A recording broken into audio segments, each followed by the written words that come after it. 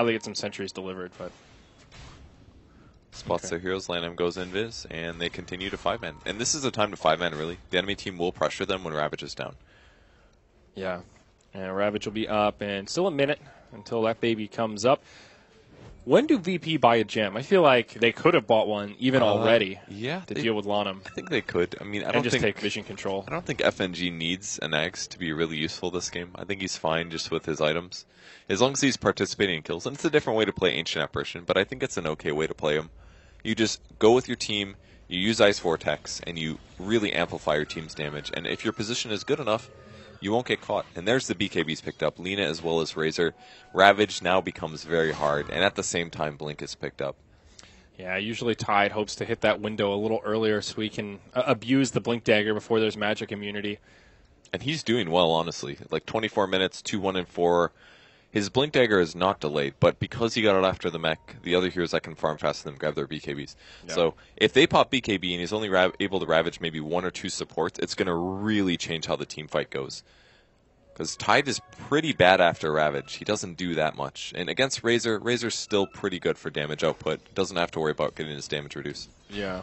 Best you can hope for is Anchor Smash, but... All right, Lanham, what's he working on here? I guess he's going to go pipe. He's got a ring of regen as well as a cloak. I suppose it could be a force staff. Nope, there's the second ring. So looks like they will take heed to what you were mentioning where they split the mech pipe. Pipe in BKBs, and then they don't die. I like the way eHome are itemizing here, man. I think it's the right idea. And even G's very possibly going to just go BKB. Like, they're playing the full Chinese playstyle right now, which is 5-man and BKBs. They're going to blink forward. They're going to Orchid on top of ROTK. Doesn't get his blink off, and that looks like a dead hero. Down. Not much the Tusk could do there. In the wrong place at the wrong time. A little bit of space creation, though, for Lina to pressure the Tier 2 in the bottom. They will force out a Glyph. And it looks like VP won't really mount much of a defense here, except for the Ice Blast. CTY will get nailed by it. But he's got to be a little scared about that. Does he get this tower? Yeah, he's got a lot of reinforcements nearby. They know where he is. They're thinking about blinking forward. VP coming in. Looks like they will choose to defend now. Will they check him on the right? We'll see. CTY hiding in the tree. I'm taking a look at Dire Vision. They keep pinging there. They know he's over there. Yeah.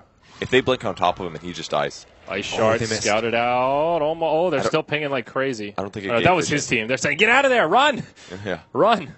They do deward the ward. Do they have a gem now? They do. It's a gem on FNG. Great purchase here. Okay. He's gone for some stat levels as well. 2 currently, just to increase his HP without needing money to be able to do that. And instead, translate the money into the gem. Value points in Cold Feet and Chilling Touch. Max out the Ice Vortex, then just go all stats after that. Exactly. Very, very good build for this stage of the game. I kind of like the Arcane Boots. Normally, I'm a big critic of Ancient Apparition Arcanes because he doesn't need it to get a big mana pool. But in this case, he's really there to spam the hell out of Ice Vortexes. The slow's big. It's 30%.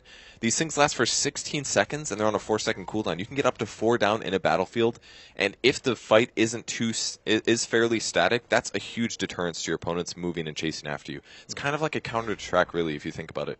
Yeah, that's a good point.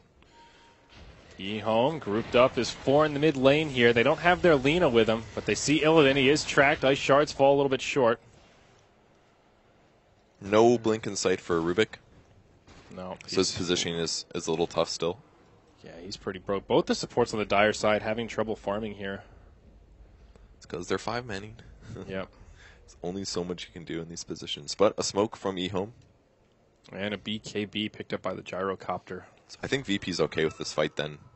It all comes down to who initiates first. If it's a Blink Ravage, their team's a little spread. There's the initiation. Will he Blink Ravage it? He does. He catches 3, but not the best Ravage. Yeah, all the BKBs are on here. Illidan now, he's the victim of the winner's curse. Snowball across onto Lil. ROTK still alive, but maybe not for long. Sonic Wave from Quapper on the backside will finish off the Bounty Hunter. Ice Blast comes in to connect on a few. ROTK will get shattered by G. His BKB still on, though about to expire. Oh, he's in trouble now. Yules to set up. CTY connects with the LSA. The damage is there. It's a 2 for 2. eHome getting some cleanup is now Illidan going in. Uh-oh. The Plasma Field doing some damage, but a buyback from the Queen of Pain. I like this a lot. He can clean up big time. Going after Razor. There's the Anchor Smash first. Gush in 3 seconds. I think there's no way that Razor escapes this here. There's the Gush. Though. Phobos needs to be careful. Now in comes G. Looks like the Winter Wyvern was able to TP home. Nothing G could do about it, but will jump onto Yang. Finds the cleanup kill there. So a long extended fight, but it looks like eHome get the big net worth advantage because of that buyback on the Quap. Now, he only gets 40% of the gold that he would normally get there. All gold earnings reduced by 60%. So despite it saying 600, he only got a little of that back, but it does still give them some space on the map.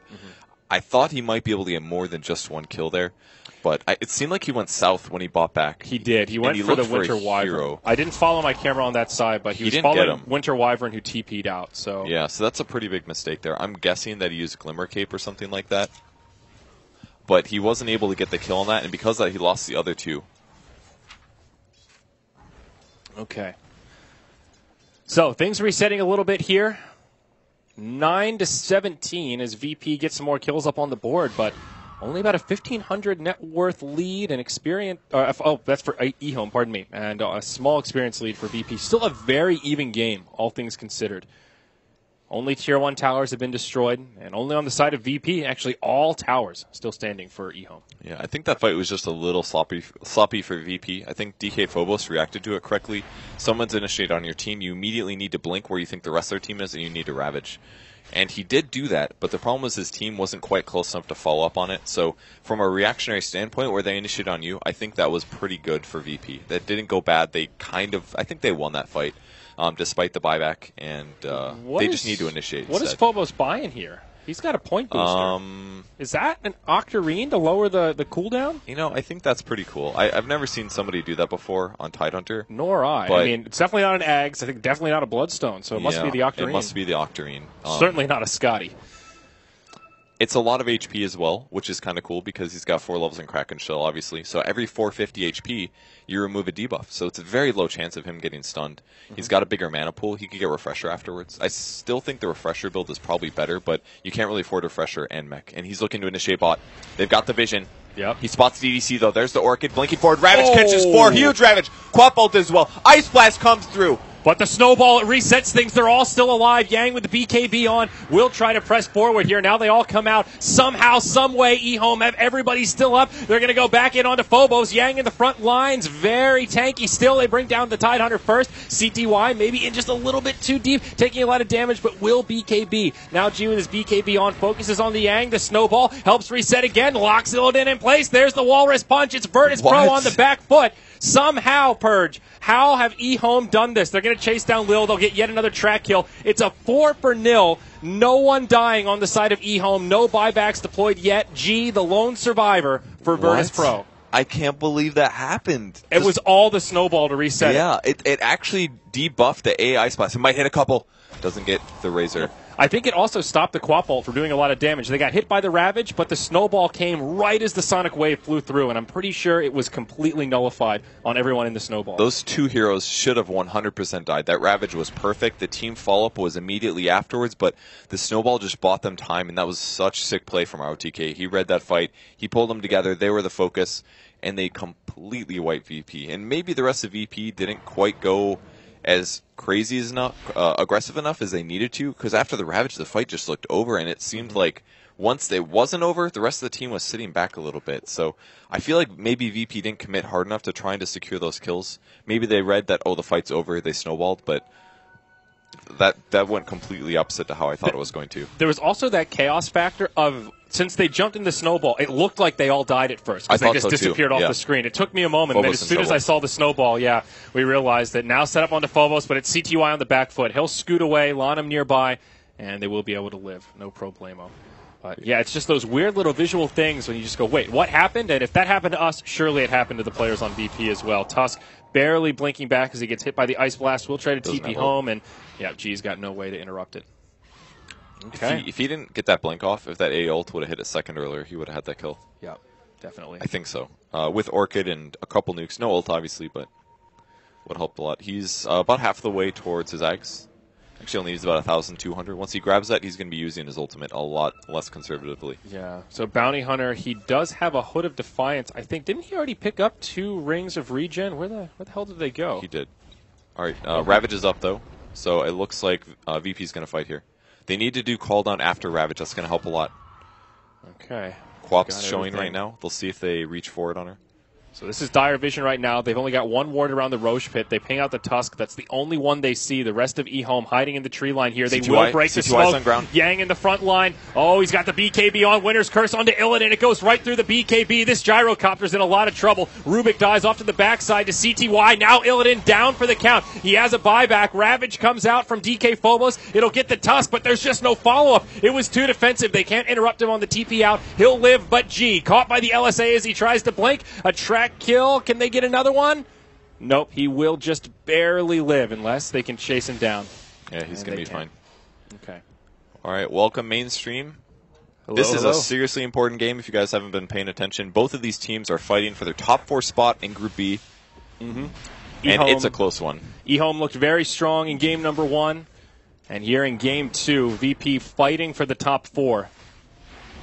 This is what it all comes down to, Purge. It's been a very close game so far. eHome just recently pulling far ahead. Ice Blast will connect on the Roche pit, but VP just can't contest this. Ravage is down. Sonic Wave is down. This will be a Roche going the way of eHome. So, yeah, very even mid-game. Pretty quiet farming until the recent bout of team fighting. Pipe on the way. We'll take a look at the items here just so y'all can get acquainted with the current state of this match. Now, if you missed the last fight, what basically happened was CTY came from far behind in the team fight, and VP was looking for the other main group. If they would have been able to spot CTY first, they could have just completely blown him up to start things off. Phobos getting spotted in the jungle, actually. This is pretty dangerous because the rest of the heroes are semi in the area. He's just going to TP home. Can't get there in time. It's such short range now. Yeah. It's very difficult to get in range. CTY fishing as well in the mid lane. He's the one carrying the Aegis now, so not afraid to be a little bit aggressive if an opportunity arises. He's got so much farm. 4K gold plus his Aghanims. Wow. So he just solo killed the Rubik very, very easily earlier. But the problem is that both teams have been playing super safe 5-man the whole game because neither of them wants to lose this one. And because of that, Lil has much less items than he normally does. Yeah, look at this Rubik. He's got Urn, Arcane Boots, and still no progression towards that Blink Dagger. Very unfortunate for him. The Ancient Apparition in a similar state right now. They're at the bottom of the pack for net worth by a pretty big margin. They've been holding steady, whereas for eHome, both of their supports have been on the up and up. A lot of that coming from the track gold. Yeah, I'm sure that makes a big difference there. VP going to try to take at least tier 1 tower here before they back off and go for the Rax defend. They don't have Ravage yet. 16 seconds cooldown on that one, and eHome's happy to go high ground. All right, there is no glyph either on cooldown for another 20 seconds. Illidan's in big trouble. Can they finish him off? They can. He does have a buyback here. There's Soul Laguna, though. Uh-oh. 950 magic damage. That's going to be a huge thing to have in the next team fight, but they may realize it was stolen as well. We'll see if they adjust their playstyle here. They'll mech up. They go right back onto the tower. Glyph up in about 5 seconds. Illidan may need to burn the buyback here. Ravage is also cooled down. Refresher picked up by Lena. Great pickup. Oh, boy, this is scary. She doesn't have the mana pool to use it quite yet now. Oh, it's way back at the base. Never mind. They won't need it for this siege. Tower's gone down. They've got the Glyph now. VP can still make a hold here, but do they sack the barracks and not use the buyback? Ravage completely whiffed from Phobos. Oh, no. It's a disaster from Virtus Pro. Now comes the BKB for Yang. Sonic Wave from Quap. Oh, man, they just shredded. This is scary. CTY goes down, but comes right back to life. This should be at least a lane of barracks for eHome. That was not the time to whiff the Ravage. Oh, no. He pressed it before he blinked. I looked down, and I don't think there was a damage source that hit him or anything. No. Because it was Bounty Hunter kind of close to him, but he has no way to do damage from that far away. We saw it from Ohio earlier, just not shift queuing properly on his Earthshaker. It's very similar style. It just happens occasionally. But it's such a small thing because if he hesitates a little bit after he blinks, then they have a much better chance of getting their BKBs off. They did still kill the Aegis on Lena, but you just can't make that mistake. It's such a big mistake when you're defending. Okay. So anything else here progression-wise? Phobos, I guess worth mentioning here to all the new viewers joining us that he has a soul booster probably working towards the Octarine core, not a build that Purge or myself have